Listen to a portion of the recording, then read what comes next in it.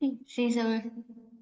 Ok, chicos, entonces, insisto, estoy agarrándome un poquito la presentación para cuando se conecten el otro grupo, pero como ustedes son los mayores, porque los otros, de hecho, creo que son todos chicos de high school, así que vengan a cada uno de estos dos links, por favor, Jupyter on CoSpaces y Exercise Silafy, y le dan al botón de fork. Como se dan cuenta, yo no puedo hacer fork yo mismo porque es mi propio repo. Pero ustedes sí van a ser capaces de hacerlo. ¿Qué va a suceder? Bueno, lo puedo hacer con otra cuenta para que lo vean aquí en... Ajá. Este soy otro yo. Si se vienen aquí al fork... no. A ver, que no. No, me siguen diciendo que soy yo mismo. No, no es verdad. Miren, vamos a dar un refresh. Y lo que necesito que todos hagan es que vengan aquí y hagan fork, porque básicamente lo que va a pasar es que ahora tienen la oportunidad de copiar, de hacer un clon del repositorio en cada una de sus cuentas. ¿Ok? Entonces, si me están siguiendo una vez más, lo que hacen es hacer fork, le pueden cambiar el nombre, le pueden dejar el mismo nombre, yo le voy a dejar el mismo nombre para el ejercicio y hago creating fork, create fork. Lo que está haciendo una vez más es hacer una copia del repositorio en la cuenta de ustedes. Y si yo me regreso al repositorio, ya veo que, un segundo, voy a convertirme en mi otro yo.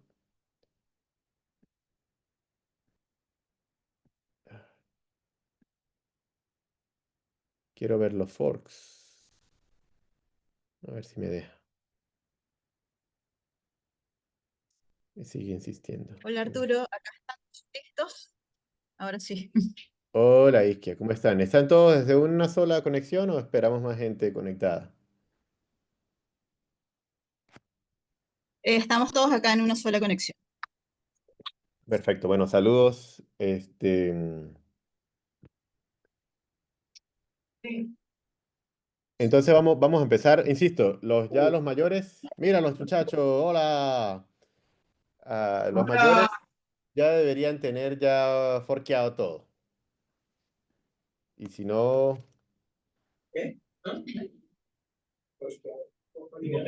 entonces, vamos a regresar al principio, ya que te los tenemos a todos, y regresamos aquí, pero insisto, aquellos que ya están desde hace unos minutos conmigo, por favor hagan el fork, no, eh, para poder avanzar.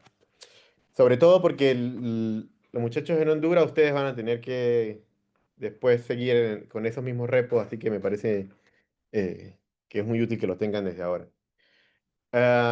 Entonces, hola, de nuevo, ¿cómo están? Una de las ideas de esta conversa de hoy, una hora y media o algo así. Primero, pregúntenme tanto como quieran, interrúmpanme. La idea es que se lleven algo de todo esto. ¿Cuál es la intención? Hablamos siempre de física, hablamos de ciencia, hablamos de, de que al final hay que usar un montón de computadoras.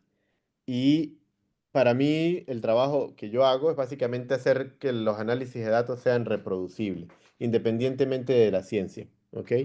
Eh, si ustedes son físicos o aspirantes a físico, aspirantes a científico en otras áreas, difícilmente se van a escapar de esta realidad.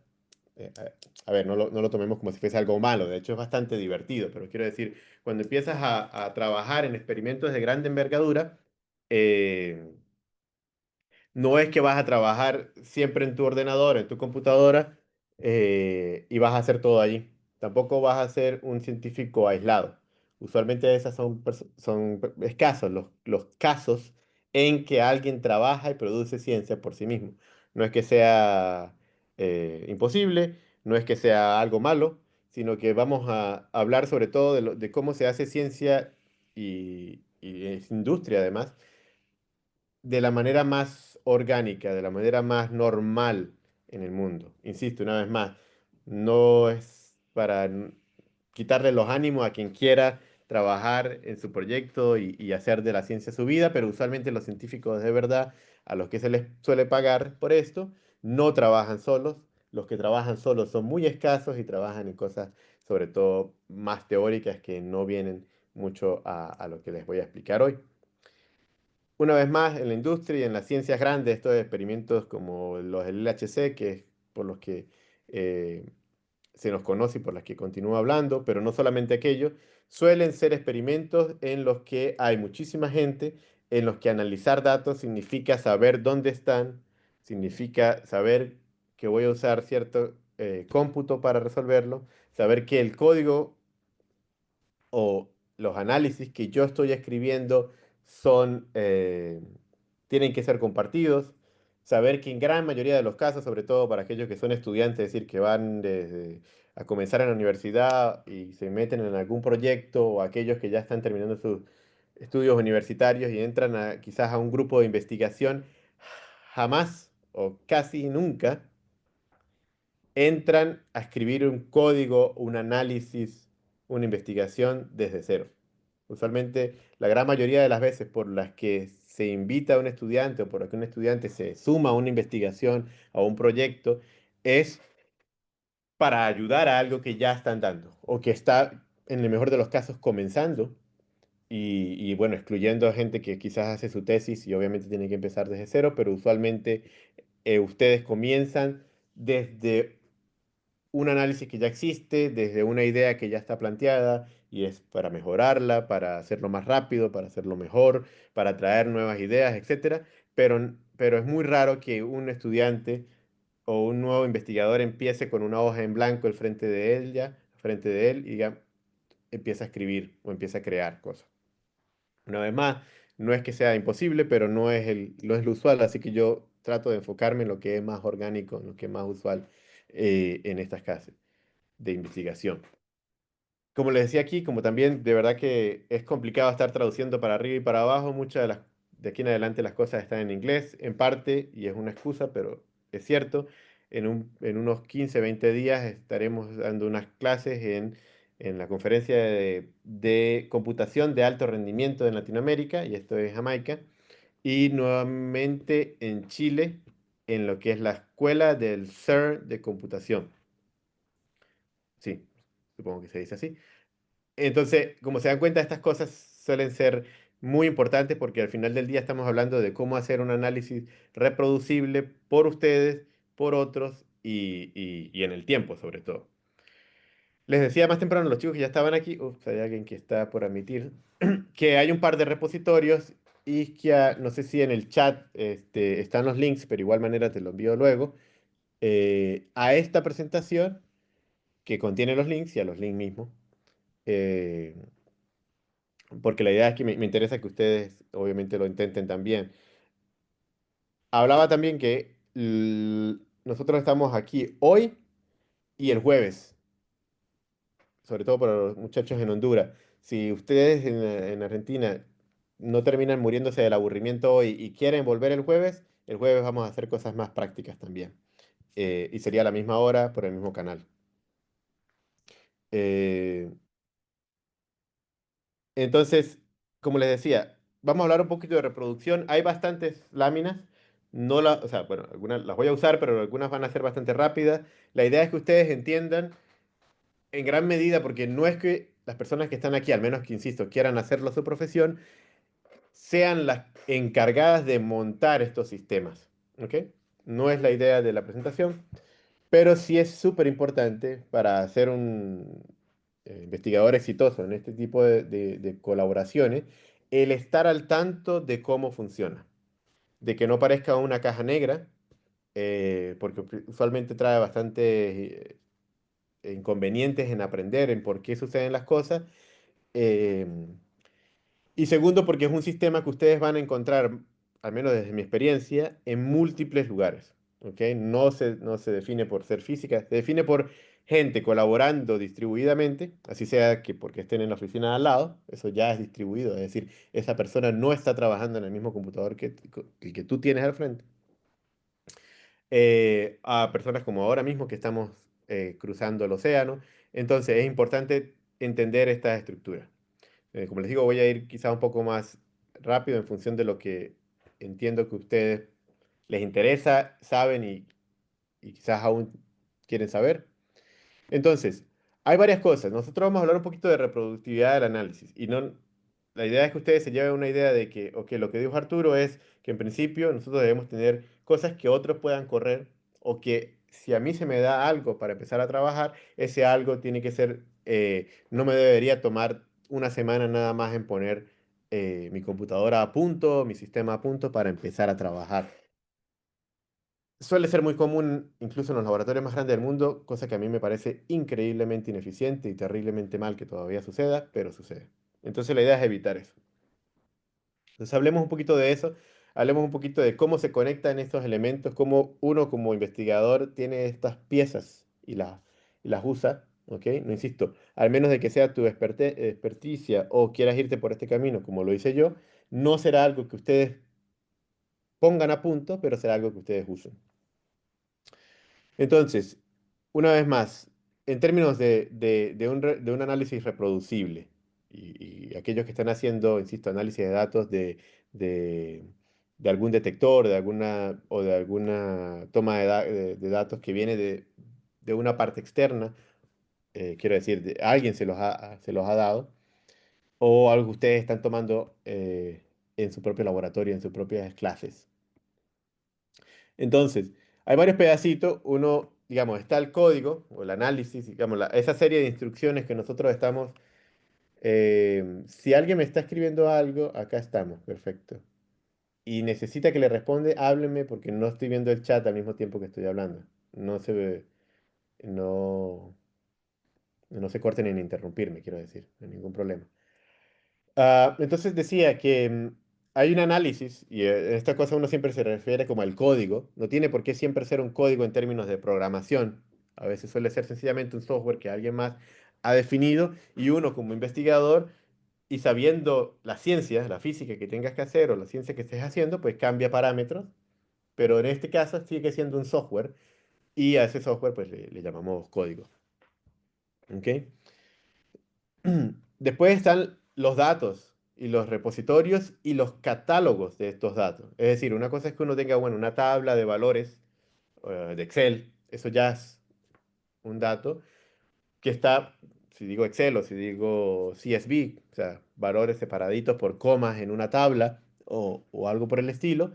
Yo tengo que saber dónde están mis datos y el qué son esos datos. Una vez más, suena un poco obvio, pero muchas veces uno tiene, y cuando la ciencia se vuelve más compleja, como la ciencia de altas energías, usualmente, si tú tienes que hacer un análisis en particular, no sé, estás buscando quizás detectar algún decaimiento en particular, o estás tratando de buscar una frecuencia, porque en alguna variable en particular, etcétera, esta tabla en los casos más normales, pues suele tener 4 o 5. Puede ser algo que uno puede abrir y ver con sus ojos. Y valga la redundancia, ¿por qué quiero decir? Porque hay datos que no, insisto, entre el experimento se hace más grande, es imposible abrirlos y verlos, porque suelen tener cientos de variables. Es decir, suelen tener no 10 columnitas, sino 5.000 o 6.000 columnas, y no hablemos de las filas, es decir, de la cantidad de datos que se están obteniendo. Estamos hablando quizás de tiempo, de alguna medida, de alguna energía, de algún potencial, de algún voltaje, ¿ok? De alguna masa, de algunas propiedades que se estén haciendo. Entonces, estas variables, una vez más, en el mejor de los casos es algo que uno puede ver con sus ojos y darse cuenta del contenido.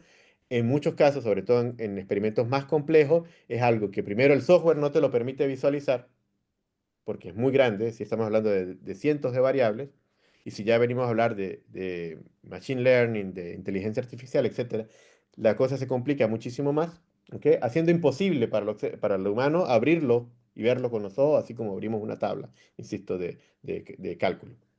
Dicho eso, es importante saber los datos y qué contienen estos datos, porque quizás dentro de mi análisis, a pesar de que estos datos son bastante extensos, yo en lo que estoy haciendo me tengo que dedicar a dos, tres variables, entonces tengo que saber, lo más sencillo, cómo se llaman. Suele ser muy simple, pero una vez más, cuando uno se enfrenta a aquello se da cuenta de que si uno no tiene esa información de frente puede ya ser muy complicado si ya el archivo es imposible de abrir de modo tradicional. Y después está la infraestructura computacional, es decir, las computadoras donde vamos a correr ese software que lee esos datos y genera algún resultado. ¿Ok? Entonces, una vez más, en casos más pequeños, en casos en los que uno esté desarrollando algo para intentar entender lo que uno está haciendo, usualmente hay un computador de frente a uno y suele ser la máquina que está de frente a uno la que uno usa para aquello. Una vez más, cuando uno se integra a este tipo de colaboraciones, ya sea por razones de privacidad o, por ejemplo, también en una compañía, no puedes traerte eso a la máquina que tienes en la casa, ya sea por razones de tamaño, es decir, ya sea el software o los datos que se tengan que leer, hace imposible copiarse eso localmente. Entonces, vamos a imaginar qué pasa cuando tengo estos sistemas en los que la computadora tampoco es la que yo tengo al frente, que una vez más es lo que suele pasar en aspectos más normales de este tipo de investigaciones.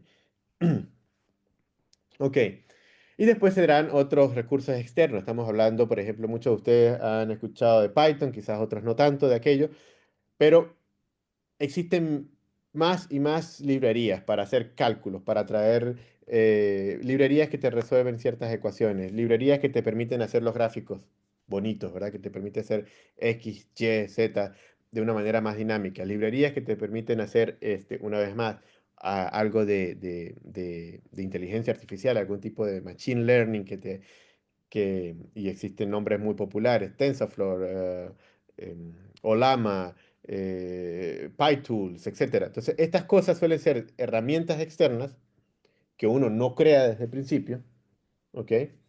Sino que se dedica a entender cómo funcionan y a sumarlas, a integrarlas, a importarlas, como se dice en el lenguaje, y llevarlas consigo en el código que uno está haciendo. Este software, como también está construido por otras personas, suele evolucionar, suele cambiar, suele avanzar, así como le llega a uno una, una actualización cada tanto en su computadora o en el celular diciendo, mira, tienes que cambiar a la versión, etcétera, 7 8 9 que tengas, ya sea porque es mejor o ya sea porque están resolviendo algún problema que había en la anterior, el software siempre es imperfecto, siempre van a haber detalles que resolver, o hay alguna vulnerabilidad que seguro lo han visto muchas veces. Su computadora le dice, mira, tienes que ajustar esta versión porque hay algún problema de seguridad. O se ha descubierto que es sensible a algún hackeo. Entonces, lo mismo ocurre con estas herramientas. Es decir, esa versión de Python que nosotros tenemos hace 10 años, o, bueno, yo tengo versiones de hace 10 años, pero algunos de hace 2 años, de hace 6 meses, evolucionan. Y si yo no estoy al tanto, al menos someramente, insisto, esto a veces no es responsabilidad del investigador, pero el investigador tiene que tener en cuenta que este tipo de cosas sucede, que muy probablemente no son muchas de estos software que nosotros usamos como respaldo, como herramientas para avanzar en nuestro, evolucionen y hay que estar atento a las versiones de ellas. Entonces, cuando uno pone todo esto junto, pues las cosas se hacen más extensas y uno empieza a ver, ok, ahora tengo datos y metadatas, lo que le decía, es decir, los datos en sí mismos, esas columnas, esas filas con esos valores insertados, pero además, ¿qué son esas columnas? ¿Qué son esas filas? ¿De dónde provienen? Si hay algún tipo de metadatos que me permita a mí seleccionar, porque quizás cuando yo llego a un grupo de investigación, alguien me dice, mira, necesita trabajar o vamos a trabajar en los datos del último mes. ¿Ok? Es decir, de agosto, si estamos refiriéndonos ahora. Saber dónde conseguir los de agosto significa ese metadata, ¿sí?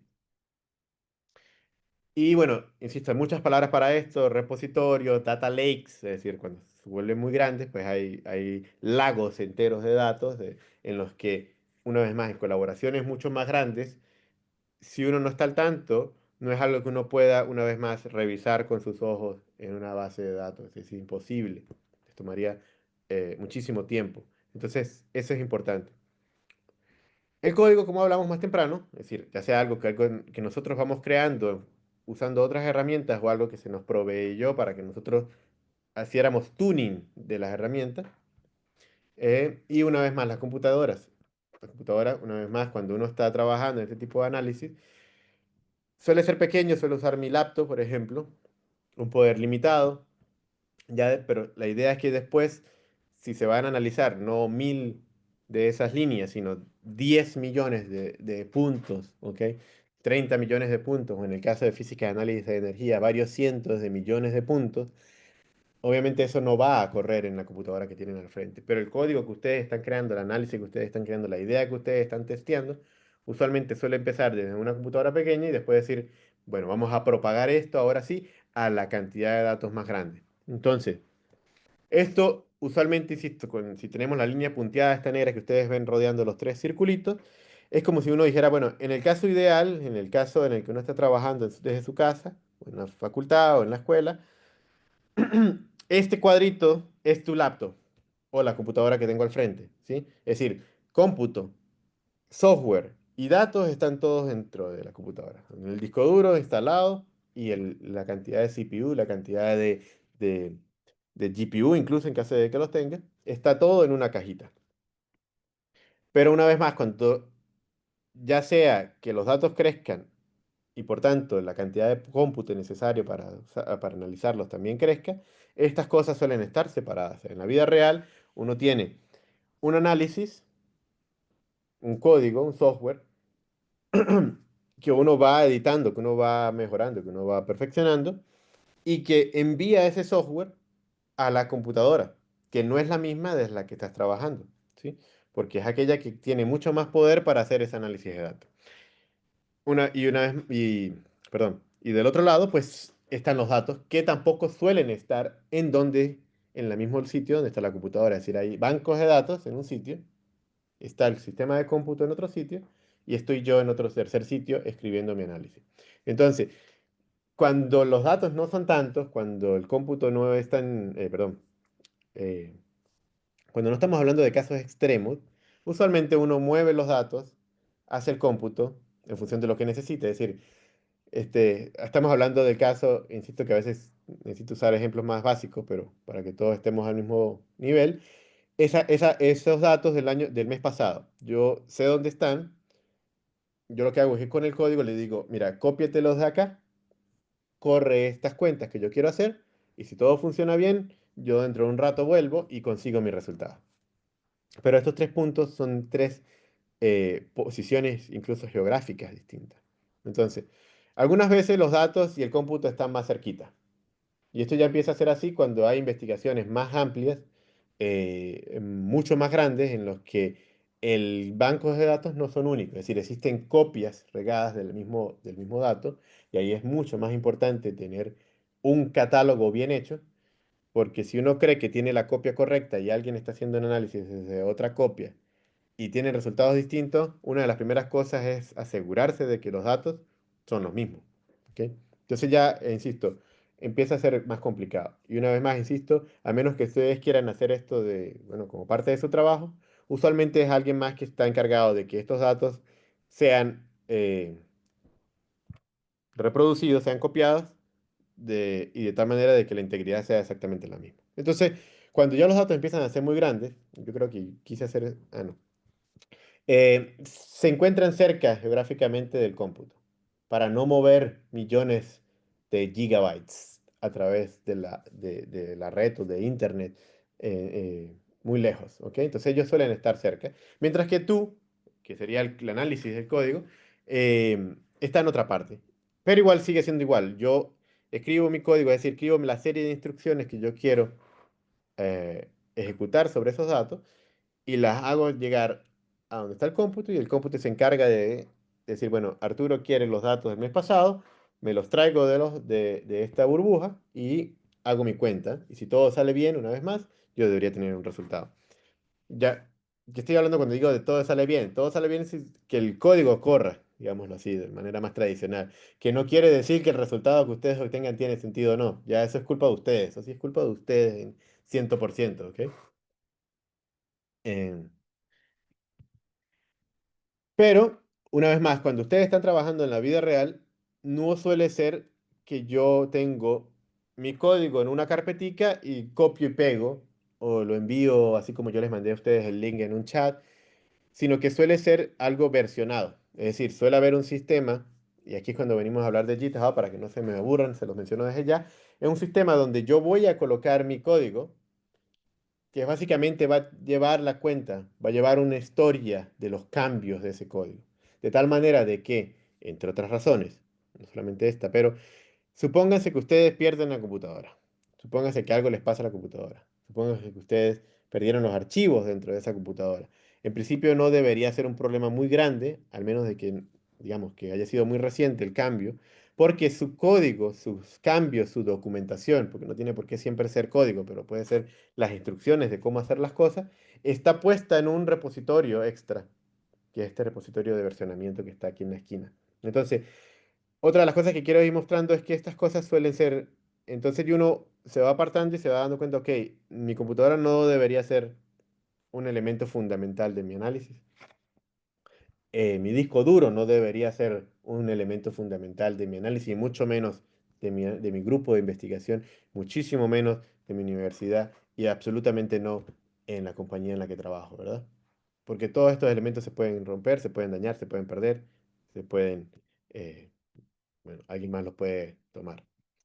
Entonces, vamos viendo que en la vida real tenemos algo más como esto. Tengo mi computadora, es decir, la ventana que está aquí abajo, hago mi análisis, eso se pone dentro de un repositorio y es desde el repositorio, desde donde el cómputo, perdón, toma el software y toma los datos desde el otro lado. Entonces, yo lo que hago es que voy cambiando piezas en mi código, que una vez más en la vida real no suele ser solo tuyo, sino suele ser de tu grupo de investigación o tu grupo de trabajo. Y eso se va integrando dentro del sistema de versionamiento. En este caso, el estándar más o menos mundial sigue siendo JIT, no es el único, ¿ok? Pero suele ser el más usado y en principio el estándar por defecto de cómo se va guardando software, ¿ok? Entonces, otra cosa que suele pasar, que los datos no están en un único sitio. Suponte que ustedes están haciendo un análisis meteorológico, entonces necesito las temperaturas que me las da algún site de la NASA, por ejemplo, ¿no? Suele ser así. Pero quizás los estudios de ustedes son más de acá, en Europa. Entonces, en este caso, es la Agencia Espacial Europea quien proporciona de manera gratuita estos datos, por ejemplo, día a día. ¿Ok? Y yo los quiero combinar quizás con algún otro dato espacial o con algún otro dato histórico, que, es decir, tengo mi fuente, en este ejemplito tengo, por ejemplo, estoy analizando algo que tenga que ver con el tiempo, ¿ok? Quizás haciendo algún estudio del clima en alguna parte en especial. Necesito datos recientes, es decir, la temperatura de ayer y quizás el pronóstico de mañana, pasado, los 10 siguientes días. Entonces, hay un servicio que provee de esos datos. Esa sería la burbuja uno, por ejemplo, así. Pero al mismo tiempo, mi análisis también necesita buscar un poco de historia. Necesita hacer un poco de mirar atrás para ver si el modelo que yo estoy usando tiene sentido o no. Es decir, comparo mis predicciones con el pasado. Puede ser un ejemplo. Es decir, estoy haciendo una predicción de el tiempo de hace 6 meses. Porque como lo sé, pues puedo comparar si mi predicción, perdón, del pasado concuerda con el pasado. Y si difiere, ¿cuánto? Y así yo puedo tratar de validar mi modelo versus el futuro, ¿sí? Entonces, los datos del futuro, es decir, una predicción, vienen de unos datos, de una fuente. Los datos del pasado existen en otro repositorio, en otra fuente, muy probablemente no sea la misma, y quizás ustedes necesitan algunas coordenadas espaciales o algo que están en otro tercer repositorio. Entonces los datos ya se empiezan a dispersar, yo tengo que estar consciente de aquello. Obviamente, como yo quiero que mi análisis, que suma estas cosas y las pone juntas y hace su magia, su cómputo, pues van todos dentro de JIT y desde allí el cómputo toma el código, trae los datos de tres fuentes diversas, en este ejemplo, y hace la cuenta. Y si todo sale bien una vez más, te retorna algo. ¿Qué pasa cuando los análisis son muy grandes? Y en el caso de física de altas energías, insisto, sobre todo los chicos que están haciendo esto para la detección de partículas, suele ser eh, una ciencia que se puede paralelizar. ¿Sí? Hay ciencias que no tanto, es decir, yo necesito saber toda la historia, yo necesito saber para poder crear un análisis y quizás paralelizar, es decir, hacer la misma cuenta sobre distintos datos no me es posible, o insisto, no por un aspecto técnico, pero un aspecto de la ciencia en sí misma. Es decir, yo no puedo cortar el problema en pedacitos para resolverlo más rápido. En otros casos, y el caso en el que de física de altas energías, creo que es el caso eh, más extremo, en el que uno analiza eventos, es decir, si yo tengo un paso de partículas o tengo una colisión, esta colisión, este paso suele ser totalmente independiente de los del pasado y será totalmente independiente de cualquiera del futuro. Dicho eso, yo puedo en este caso sí paralelizar mi trabajo. Y en este caso, si tengo suerte, se me va a ofrecer usar varias máquinas. Entonces yo podría usar más de un cómputo, como en este dibujito. Entonces tengo más de una computadora que va a tomar datos de más de un sitio y todos van a usar el mismo código.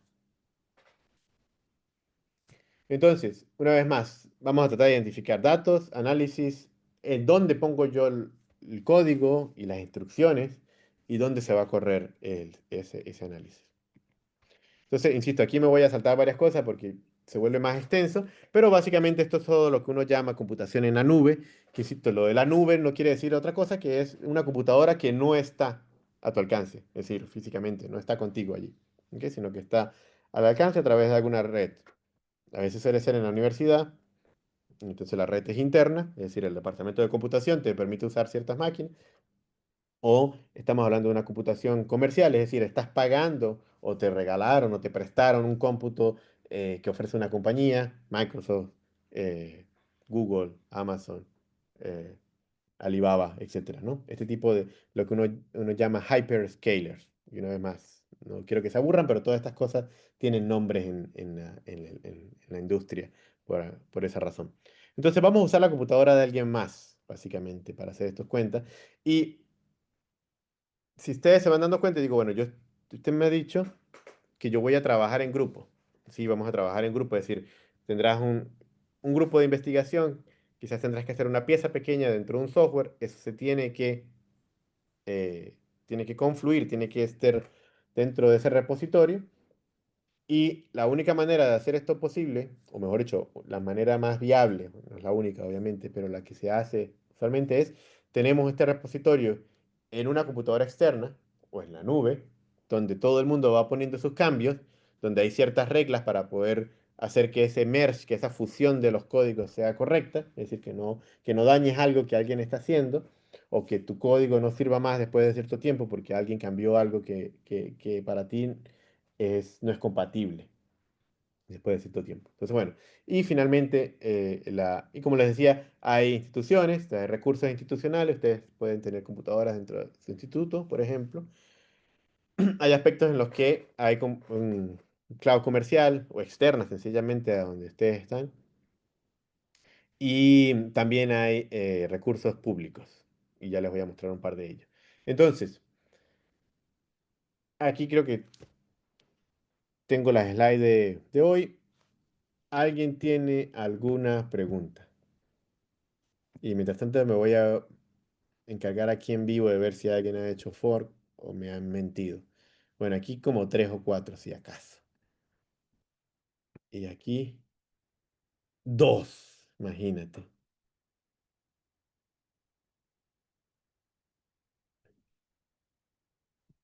Siguen ahí. A ver, Isquia, ¿cómo vamos en tu caso? Acá estamos, Arturo. Si quieres, mándame los links a WhatsApp y yo lo comparto por ahí, que es quizás más fácil para nosotros.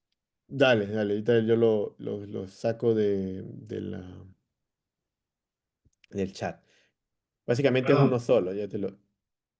Sí, voy escuchando, Acá hay una duda. por favor. Hable lento porque yo soy medio sordito. Escúchame ya, que va llegando. Por favor.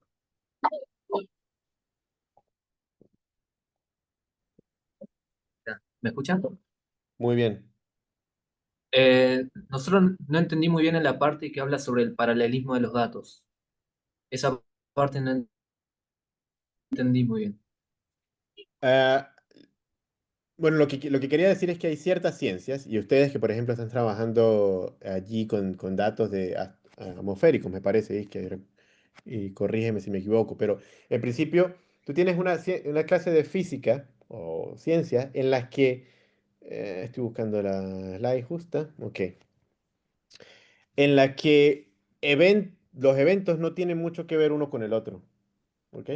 Entonces, si por ejemplo hablamos de colisionadores, y sé que ustedes han visto esta historia varias veces, cuando colisionar partículas, ese evento, y evento quiero decir, cuando tú pones esas dos partículas, idealmente chocan una contra la otra, al final tienes una suma de posiciones de todos los resultados, energía de todas las que pudiste captar, el momento en el que ocurrió, y una serie de datos, y eso los pones en una tabla, ¿ok?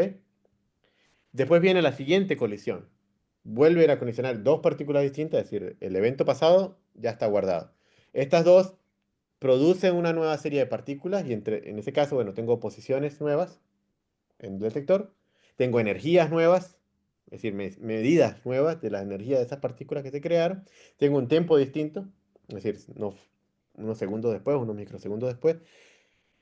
Cuando yo quiero ver, por ejemplo, si se formó alguna partícula que a mí me interesa en esa colisión, es decir, si fueron dos electrones muy cerquita o dos fotones muy cerquita o alguna combinación en mi análisis, para hacer ese análisis en el evento uno el que te comenté hace un segundo, no tiene nada que ver con el segundo evento, ni tendrá nada que ver con los anteriores ni los futuros. Entonces yo puedo hacer el análisis de preguntarle a esos datos, a esas columnas, mira, ¿hay dos electrones cerca uno del otro? ¿Sí o no? Sí, en el evento uno. Y puedo seguir mi análisis. En el evento 2, ¿hay dos electrones cerquita de uno del otro? Y ya, bueno, hay que definir lo que quiero decir con cerquita, etcétera. Pero coloquialmente lo digo así. El segundo evento dice, no, no hay ninguno. Entonces yo tiro el 2 y vengo con el 3 y vengo con el 4 y vengo con el 5. Como te das cuenta, yo no necesito esta información del evento uno para hacer el análisis en el evento 2. ¿Se entiende? Dicho eso, si yo en un mundo ideal tuviese 10 millones de eventos, tuviese 10 millones de computadoras o 10 millones de procesadores y sencillamente mando el mismo código, la misma pregunta a los 10 millones de eventos distintos y saldrá de ahí que de esos 10 millones, 500.000 responden sí y los otros no. Entonces, la data es totalmente independiente una de la otra y por tanto yo puedo paralelizar el análisis. Pero hay otras ciencias, y con esto termino, en las que yo necesito saber qué pasó el día anterior. Por eso te decía mucho el tiempo atmosférico, suele ser así. Para poder predecir mañana y pasado mañana, yo necesito saber el tiempo de hoy y ayer, y muy probablemente de una semana para atrás, porque hay una evolución allí. Entonces yo no puedo predecir el tiempo de mañana sin tomar en cuenta ayer, sin tomar en cuenta hoy, y yo no puedo predecir pasado mañana sin tomar en cuenta la predicción de mañana, el presente de hoy, el resultado de ayer. Entonces ahí es más difícil para analizar. Espero que eso ayude. Sí, ayuda mucho. Perfecto. Entonces, claro, insisto, y eso depende mucho de la ciencia que se está haciendo. Que en el caso de altas energías de física de partículas es extremadamente sencillo. Y ya más uno se va a poner bravo cuando yo digo eso, pero es mucho más sencillo que hacer otras ciencias en muchos casos.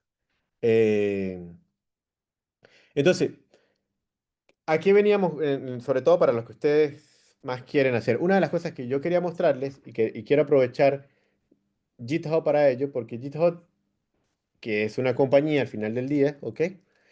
Nos permite hacer ese versionamiento del código, ¿ok? ¿Qué quiero decir? Y hay un par de ejemplos que también están en las slides, como les mencioné antes. Yo traje un par de ejemplos de repositorios en los que hay código, hay un poquito de datos, y como son pequeños, pues lo puedo guardar todo aquí. Idealmente me gustaría que ustedes hicieran un fork de eso, y como esto se está grabando, permítanme 2 minutos aquí rápido. ¿Qué permite hacer GitHub? Es básicamente hacer las veces de mi repositorio. Este señor que está acá. ¿Ok? Primero, no está en mi computadora y eso es súper importante. Una de las cosas que, insisto, ustedes tienen que tener en cuenta, sobre todo como profesionales, es que el código no puede vivir solo en su computadora. Primero, es una irresponsabilidad como profesional y segundo, desde el punto de vista personal, si algo se les pierde ahí, piensen en la pérdida de tiempo que pasó o el deadline que se perdieron, etcétera. Entonces, usualmente estos repositorios no existen en el mismo computador en donde se trabaja, precisamente para minimizar ese peligro o esa probabilidad de que algo se pierda. Entonces, GitHub es una compañía, una vez más, no es la única, pero una de las más famosas, que lo que hace es que te provee de esa computadora extra, es decir, GitHub tiene sus propias máquinas, sus propios computadores, y nos permite almacenar código allí. Y código estamos hablando de código como tal, Python, cosas, pero también nos permite almacenar documentación, es decir, texto, ¿sí? Escrito, como, por cierto, aquí no tengo mucho, pero eh, texto que nos permita a nosotros, les puedo mostrar alguno, por ejemplo, del trabajo en el que esté trabajando, por acá, que me permite, que nos permite a nosotros documentar lo que hay aquí, ¿ok? Nos permite correr notebooks, permite poner incluso algunas imágenes, es decir, el máximo como se pueda para documentar qué es lo que está sucediendo ahí, sobre todo para hacer la bienvenida a esos nuevos investigadores, a esa nueva gente que va a trabajar, para que ellos sepan cómo comenzar, ¿sí? Y una serie de instrucciones, etcétera, etcétera, etcétera, licencias, etcétera, etcétera. Entonces, una vez más, GitHub, no quiero que se vayan de aquí diciendo, pero es que eso es como es para código, para cosas. No, es para poner fuera de un ambiente que se puede destruir, es decir, la computadora que tienen al frente, documentación, código, papers, PDF, cosas que sean importantes para ustedes y para el grupo en el que están trabajando.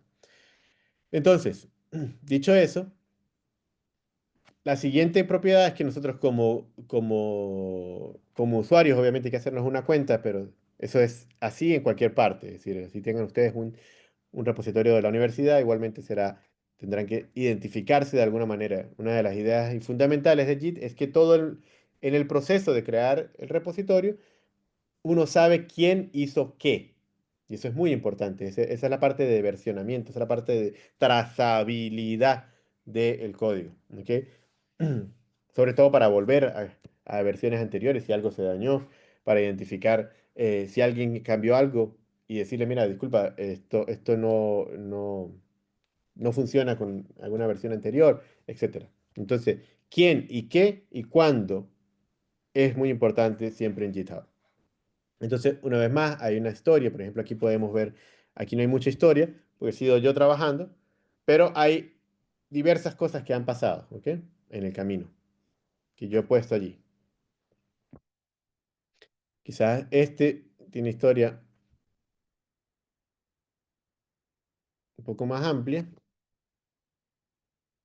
porque han habido más cosas, ¿ok? He estado yo quizás colocando cosas y hay otra cuenta aquí, en este caso es un robot que está haciendo también otras cosas por mí, mientras yo duermo, de hecho.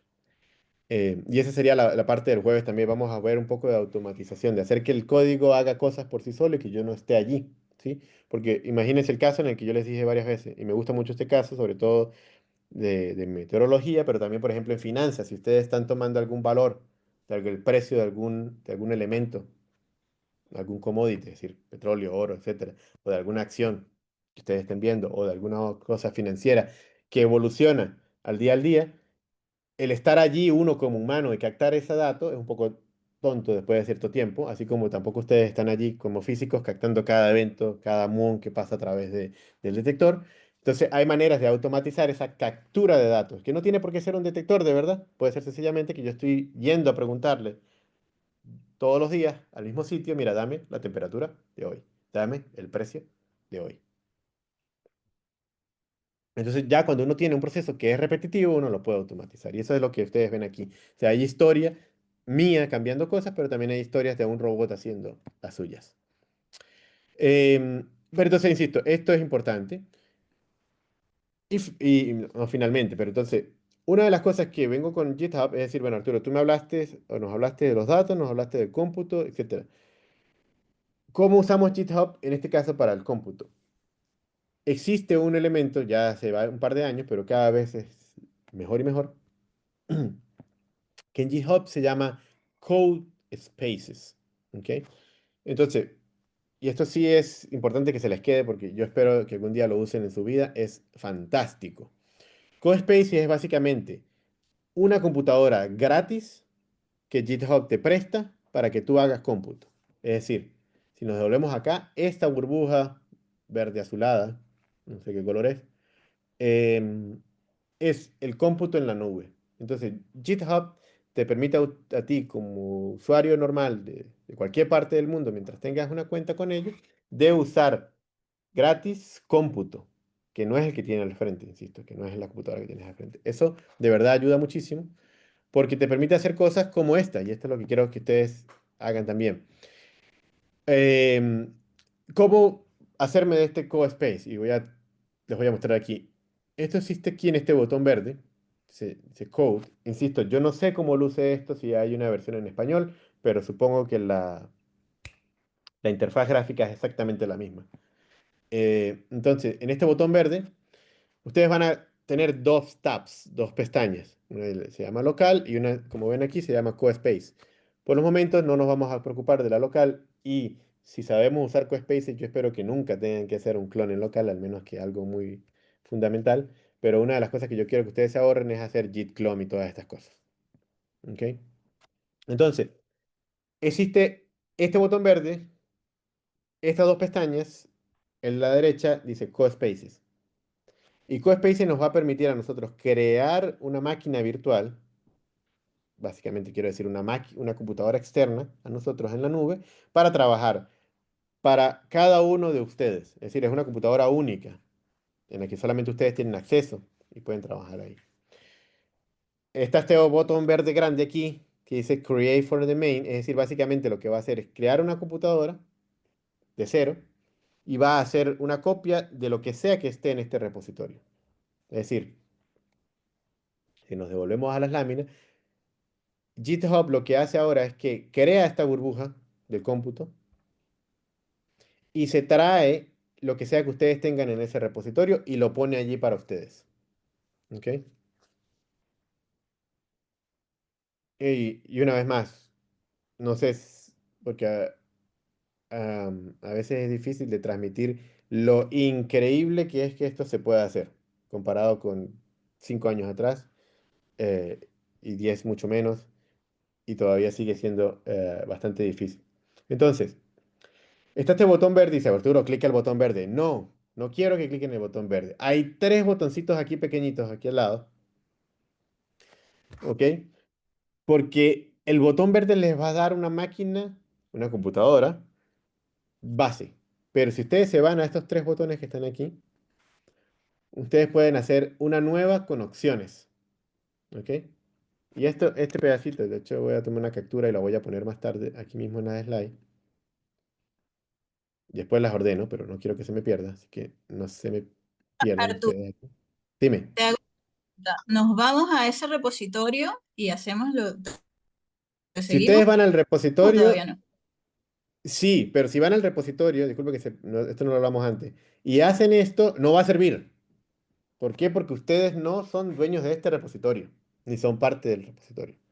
Lo que le decía más temprano es que necesitamos la cuenta de GitHub porque cada uno de ustedes tiene que venir y hacer un fork, ¿ok? Es hacer una copia de ese repositorio. Entonces, es venir aquí arriba y clicar fork, que lo que les va a mostrar es esto, ¿ok? Y ustedes sencillamente no toquen nada, que no hace falta. eh, digamos, le pueden cambiar el nombre, etcétera, pero en principio no hace falta hacer nada más que tener este otro botón verde que dice Create Fork o crear fork, crear copia, insisto. No sé cómo luce para ustedes, pero la, la interfaz es exactamente la misma. ¿Por qué? Porque allí ustedes van a tener una copia del repositorio en su cuenta, en María, en Pedro, en Juan, en Michael, ¿sí? En Arturo, en mi caso, ¿sí? Si ustedes van al repositorio que yo les di, no van a poder porque ustedes no son la GCAP, ninguno de ustedes, ni yo siquiera tampoco. Responde esa tu pregunta, Isquia. Entonces hagamos el fork, que es hacer una copia cada uno de ustedes en su repositorio. Y una vez más, lo que me entristece es que este numerito no ha crecido, pero bueno, los tengo en la mira a ustedes. Ahí va. Es el segundo link, ¿no? De la Sí, presentación. em, O de cualquiera de los dos. Sí. Em, voy a ir primero, para ser honestos, con este. Pero es que este yo ya creo que ya tengo uno, por eso quería mostrarles uno limpio, sí. Vamos a crear. Entonces, una vez más, cada uno que ustedes tienen el repositorio al frente, insisto, si ustedes, ¿cómo sé yo que estoy en el repositorio equivocado? Bueno, una es sencillamente ver aquí el URL en el tope. Pero si yo no estoy pendiente e igual trato de crear un QSpace, aquí nos les va a dejar. ¿Sí? Este botón verde no les va a aparecer a ustedes desde ahí, lo que significa que están en el lugar equivocado. Entonces no hay manera de hacerlo. Una vez más, insisto, estemos un segundo acá, porque es importante, al menos para mí, que ustedes se lleven esto, es, en vez de crearlo con el botón verde, yo puedo ir a los tres puntitos y hacer, o las elipses, y hacer New with Options, o nuevo con opciones. Cuando yo clico allá, me va a presentar varias cosas. Me va a decir, mira, tú puedes hacerlo desde la branch main. Por ahora vamos a ignorar eso. Sí, la copia desde la branch main, no hay problema. Esto también, digamos, no es que lo ignoramos, sino quiero decir, eso yo lo preparé para ustedes. Y esa es la parte en la que yo les decía hace ya una hora. Hay, en principio, cuando ustedes llegan a un lugar, se hace como se debe hacer, habrá alguien que está encargado de crear los ambientes para que los investigadores trabajen encima de esos ambientes. ¿Ok? Entonces, en mi caso, yo que no soy investigador, lo que hago es que preparo el ambiente para que ustedes, que sí son, empiecen a trabajar desde un lugar homogéneo con las herramientas que ustedes, las mínimas que necesitan, obviamente. Y como les decía más temprano, quizás a ustedes de aquel lado del mundo esto les aparecerá distinto. Puede que les aparezca Estados Unidos, Europa, es decir, dónde se va a crear la computadora. En principio, esto lo pueden dejar tal como está. Pero como se dan cuenta, me interesa que ustedes vean que ustedes pueden crear computadoras en la nube por sí mismos. Y finalmente, la parte que a mí me importaba, que es llegar aquí. Suele pasar, y ahora mismo no lo veo, pero suele pasar que, y quizás ustedes sí lo ven, que hay máquinas, perdón, que el menú les ofrece más de un tipo de máquina. Quizás una de 2 core, quizás una de 4 cores, quizás. ¿Ok? Me interesa que vengan acá porque una de las cosas que ustedes pueden ver es que pueden quizás tomar una máquina con más poder de la que está de defecto en GitHub. En mi caso solamente me ofrece una máquina, una computadora, un ordenador con 4 cores, con 4 núcleos, con 16 gigas de RAM y 32 gigas de disco duro. Eso es lo que dice acá. ¿Ok?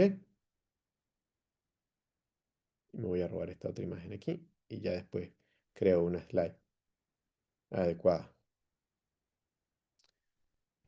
Perfecto. Entonces voy a decir, perfecto, bueno, es la única opción que tengo, así que vamos a dar crear CoSpace. ¿Ok? ¿Qué va a ser la creación de CoSpace? Les va a mostrar a ustedes otro software que es lo que yo les decía más temprano. eh, no tiene por qué ser blanco y negro, no tiene por qué ser una terminal, no tiene. En este caso es el editor de VS Code. VS Code es otro software bastante popular. No es el único editor en el mundo, obviamente, existen muchos otros, pero es bastante popular y en muchos casos es también un estándar, pero los editores no cambian mucho, sobre todo cuando estamos trabajando en repositorios Git. ¿Qué quiero decir? Tengo una pantalla central, un área central, en donde está el área de código, es decir, aquí va, esto va a tardar un ratito en construirse. Ah, quiero que esto se vaya. Disculpen que tengo la barra de zoom encima de lo que quiero mostrar. Ok, entonces aquí abajo ven que se está mostrando en la esquina inferior derecha, dice Building CoSpace. Es decir, me está creando esta máquina virtual, este computador para mí y solo para mí. Y lo mismo hará con cada uno de ustedes, un computador para cada uno de ustedes, con una copia exacta del código. Es decir, idealmente todos nosotros deberíamos tener ahora una computadora o vamos a tener cada uno, una computadora para cada uno, con exactamente el mismo código para empezar a trabajar, para empezar a explorar. ¿Sí? Esa es parte de esa historia de reproducibilidad. No es que, mira, cópiate aquí, toma que te lo mando por email, mira que hay un zip file, nada de eso. Cualquier cosa en la que les pido que ustedes como futuros y presentes profesionales se olviden nunca más de mandar algo así. ¿Sí? Serán cosas versionadas. un repositorio público. Obviamente también pueden haber repositorios privados. Tú me dirás, bueno, Arturo, pero yo no puedo poner mi tesis ahí a mitad de camino o mi trabajo. No, GitHub también permite crear repositorios en privado, permite crear organizaciones. De hecho, esto es una organización. Insisto, no quiero llenarlo de muchas cosas, pero quiero que se den cuenta de lo poderoso que es esto. Entonces, después de un tiempito, nosotros tenemos VS Code hecho. A la izquierda, como ven, y esto insisto, es más o menos genérico en todos los editores, tengo el árbol con el código, ¿sí? O con lo que sea que existe en el repositorio. Una vez más, no tiene por qué ser código. Ustedes pueden hacer esto para escribir el libro de su vida. Usen GitHub para escribir su biografía, ¿sí? Tienen chapters, tienen capítulos en cada uno de sus folders, lo tienen en privado, vienen a GitHub, escriben su cosa, guardan, se van a su casa y eso va a quedar guardado ahí, no importa desde qué computadora estén trabajando. Entonces, insisto, no se lleven la idea de que es código y que por qué. No, si quieren escriban su bibliografía ahí, no hay ningún problema. O si son editores de Wikipedia, se traen la Wikipedia y la ponen en un repositorio. Una vez que esté bien hecha, la pueden copiar allá. Cualquier cosa que estén haciendo, en términos de objetos digitales, ¿no? Em, entonces, una vez más, tengo a la izquierda el mismo contenido de lo que está en el repositorio justo en ese momento, ¿ok? Es una copia freeze, es un snapshot, una captura de ese código en ese momento, ahora en mi computadora, en CodeSpace. Tengo aquí abajo una terminal, ¿ok? Las comandos de Linux de toda la vida. Para aquellos que no lo usan mucho, no tienen por qué preocuparse, pero insisto, el escenario ideal es que ustedes tengo el editor de frente, es decir, donde puedo cambiar cosas en cada uno de los archivos. Tengo mi barra en la izquierda donde están los archivos, que son, por ejemplo, aquí hay una foto, no recuerdo qué es, creo que es una captura de pantalla. Eh, Quizá un poquito grande, está dando ahí en mostrármela. Pero también tengo, por ejemplo, una tabla muy pequeñita con unas compañías francesas. Algún análisis estábamos haciendo de eso, compañías en Alemania, Reino Unido, todas las compañías juntas. Entonces, como ven, esto es una tabla separada por comas, ¿sí? O lo que se llama en inglés a CSV file, comma, separate value, ¿ok? Entonces tengo mis datos, tengo un par de cosas en Python, tengo un archivo en Python aquí, así exactamente como lo tengo en- disculpen, en el repositorio en GitHub. Una serie de gráficos también, vamos a ver si los gráficos sí me lo saca o no, pero son estos que están aquí.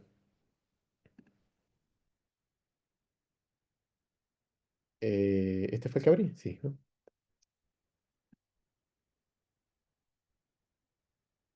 No, este no fue el que abrí, no es el mismo. Vamos a encontrarlo rapidito. Fue este, porque aquí sí está el... Entonces, no lo había mostrado antes, pero hay varios gráficos aquí. Muchos de ellos no tienen, o sea, tienen entradas, pero los valores fueron cero, por eso se ven así. Eh, Otros no. Por ejemplo, en este análisis tengo un histograma y es la más invariante de dos fotones de datos de Atlas. ¿Ok? Entonces, volvamos al CoSpace. Tengo, y bueno, esto no quiso abrir este gráfico, quizás es muy pesado. Básicamente, un editor donde yo puedo trabajar, sé dónde estoy trabajando, tengo mis archivos por un lado, tengo mi editor acá y tengo una terminal en caso de que me sea útil. ¿Ok? Y seguramente mientras más expertos, mientras más vayan utilizándola, se les va a hacer bastante útil. Aquí, como les digo, en este caso ustedes están trabajando desde su computadora, pero no están usando el poder de la computadora. Sencillamente la están usando como ventana, como terminal, y por eso la palabra terminal, como terminal para esa otra computadora que ustedes tienen ahí a través del navegador. El otro repositorio que les puse acá, y con ese quiero pasar a la segunda parte, dice, ok, Arturo, genial, ahora me estás diciendo que yo puedo usar de gratis una computadora decente, 4 cores, 16 gigas, 16 gigas de RAM, 32 gigas de disco duro, para hacer lo que yo quiera, ¿ok? Y una vez más, no es la única que pueden crear más de una, pero bueno, me quedo con una. Perfecto. ¿Qué pasa si yo me voy? ¿Qué pasa si yo me voy? ¿O qué hago con esto? Entonces, varias cosas. Uno, por ejemplo, puede trabajar acá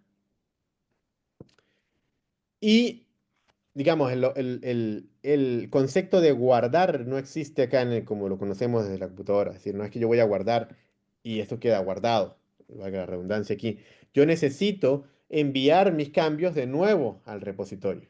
Entonces, para hacerlo, lo vamos a hacer un ejemplo aquí real. Dice Co-Spacing and Data Analysis. Entonces, hagamos otro subtítulo aquí. Link a la charla de septiembre. Y agarramos lo que yo les había mandado más temprano. Lo pongo aquí y guardo. Guardo quiere decir, en este momento, en este archivo nada más. Pero yo puedo. Ah, Dios. Fail to say, All right. Ok. Yo puedo. A ver si me deja, señor.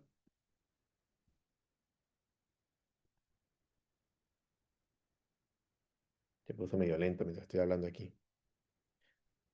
Yo puedo guardar el cambio, que se los quería mostrar aquí, pero no me lo está dejando hacer. Eh, Voy a refrescar la pantalla, la página. Otra cosa que yo quiero mostrarles, y que en este fallo aquí de GitHub, o mejor dicho, más de la red que de otra cosa, es que el CoSpace va a sobrevivir un restart, como se acaba de mostrar en tiempo real aquí. Yo hice un refresh de la página, el CoSpace volvió, es decir, la ventana volvió. Y como se dieron cuenta, estas dos líneas que yo tenía aquí siguen estando allí. ¿Ok? Entonces, el CoSpace les permite a ustedes tener lo que están haciendo hasta por 30 días. ¿Ok? Ustedes pueden volver a GitHub mañana y seguir trabajando. Volver la semana hasta 30 días. ¿Qué quiero decir? No es que en 30 días GitHub explota la máquina y se las borra.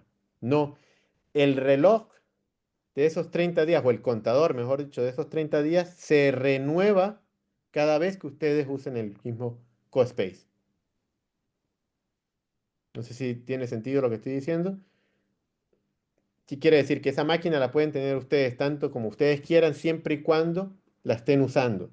Lo que dice GitHub es, si nosotros, o bueno, el sistema automático que ellos tienen, nota que ese CoSpace no ha sido usado en 30 días, lo borra. Dice, bueno, este usuario ya no está haciendo nada con ello, lo voy a liberar para que otro lo use. ¿Ok? Pero si yo vuelvo, hago este cambio, que lo quiero hacer ahora aquí, voy a poner aquí, en esta pestañita que parecen como unas ramas que se separan, voy a poner nuevo link a presentación. Ese es mi comentario de lo que estoy cambiando. ¿Ok? Sí, le digo que sí y sincronizo. Le digo que sí otra vez. Una vez más, hay muchas más opciones. Yo me voy a ir eh, por la básica por ahora. Si yo me devuelvo a ese repositorio, que creo que es este, mire, link a la charla de septiembre. ¿Ok? Ahora existe ahí. Ahora ustedes el jueves, cuando vengan y el que no ha hecho fork, puede hacer el fork de nuevo y va a conseguir ese cambio. ¿Sí? Va a conseguir ese nuevo código, entre comillas. ¿Ok? Entonces, esa evolución también. Si ustedes, por ejemplo, están siguiendo el fork, ustedes van a ver algo así también. Un botón que dice sincronizar fork. Es decir, si ustedes no hicieron nada en el suyo, si mira, yo, Arturo, yo lo que hice fue que usé el ejemplo que tú tenías ahí, no cambié nada. Yo el jueves puedo hacer sincronizar fork y me traigo los nuevos cambios desde el origen, que es como se llama, es decir, desde el repositorio donde hicieron fork, hacia mí y seguir trabajando. Eso, insisto, es, una vez más, puede ser que sea yo el que no logre transmitir la idea, pero eso es fantástico. O sea, el que uno pueda hacer algo así ahora, hoy en día, es impresionante, ¿ok? versus el tener que combinar códigos, el comunicarse con la persona, el ver que está diferente, el saber la fecha, el revisar el email de hace 2 días, el de hace 3 meses. No, este código se cambió por última vez hace 8 meses, hace 10 meses en algunos casos, y va a seguir funcionando. Y tengo ejemplos mucho más viejos, por cierto, que siguen funcionando precisamente por eso. Entonces, CoSpace me da una maquinita en la que permito poder trabajar y puedo trabajar infinitamente siempre y cuando yo no pare de usarla por más de 30 días. Pero si no puedo crear una nueva y seguir trabajando. Lo importante es pujar los cambios que uno haya hecho. Me voy a ir rápido a este Jupyter en CoSpace. Si es que si estás ahí, el Jupyter en CoSpace. ¿Por qué no lo hice desde el principio con ese CoSpace? Porque es que ya tenía uno. Entonces quería mostrarles desde uno en que estaba totalmente vacío. Si yo vuelvo en 2, 3 días o en 2 semanas, etcétera, yo todavía tengo un CoSpace. Si se dan cuenta, yo cliqué en mi botón verde de CoSpace, de Code, sorry, me fui a la pestaña de CoSpace y tengo uno acá, hace 1 hora, antes de que cuando empezamos a conversar. Entonces yo lo que hago es que en vez de crear uno nuevo, sencillamente voy y enciendo esa máquina que tengo prestada. Y eso es lo que voy a hacer ahora mismo. Entonces yo voy y clico acá y en vez de usar algo nuevo, voy a tener un CoSpace, el que ya he usado antes. En principio, una vez más, la máquina virtual se crea desde cero, pero el contenido de esa máquina virtual sigue estando intacto, siempre y cuando, una vez más, yo venga al menos cada 30 días o menos. Aquí el contenido del repositorio es menos, como se dan cuenta, pero una vez más, tengo en mi extrema izquierda el arbolito con mis datos, con mis notebooks, y este sí lo podemos usar, o sea, el otro también, pero este es más sencillo para la clase de hoy. Eh, Hay varios ejemplos.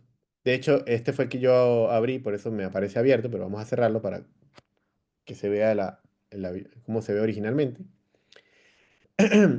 Y hay varios. Por ejemplo, si ustedes ven a este Matplotlib, es un notebook que básicamente es el ejemplo de Matplotlib, es decir, es el default de estos ejemplos, que muestra cómo hacer gráficos de ciertos datos, cómo cambiar las figuritas de triangulitos a cuadritos, ¿sí?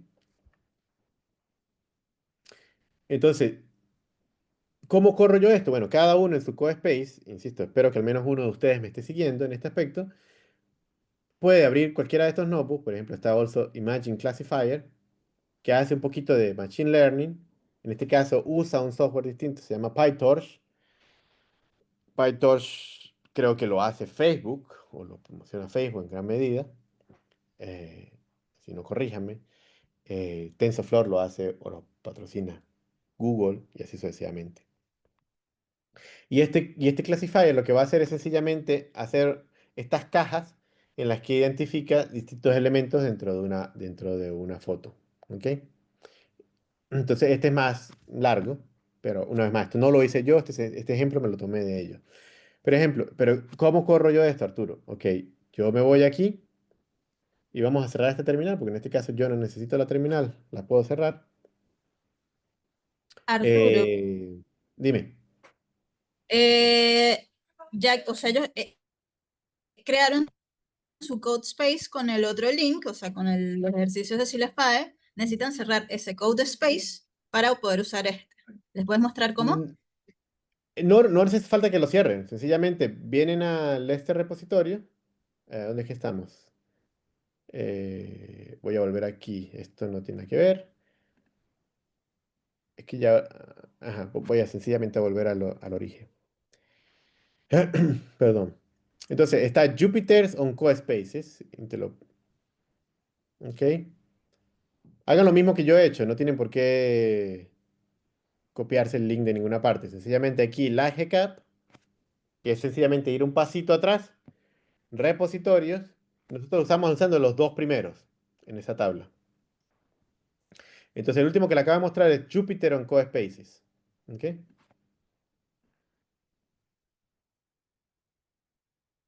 Y crean su CoSpace. Y llegan a este punto. Esto es un Jupyter Notebooks, ¿ok? Que son también bastante conocidos bastante estándar para los chicos más jóvenes acá, que si no es la primera vez que lo ven, básicamente es tener código y documentación y el resultado de la ejecución de ese código todo en un mismo objeto, en un mismo notebook. ¿Ok? Es bastante universal ahora usar Jupyter Notebook. Visual Code, que es lo que ustedes tienen en la frente ahora mismo, les permite usar Jupyter como lo acaban de ver. No es la única manera en que se ve. Les voy a mostrar,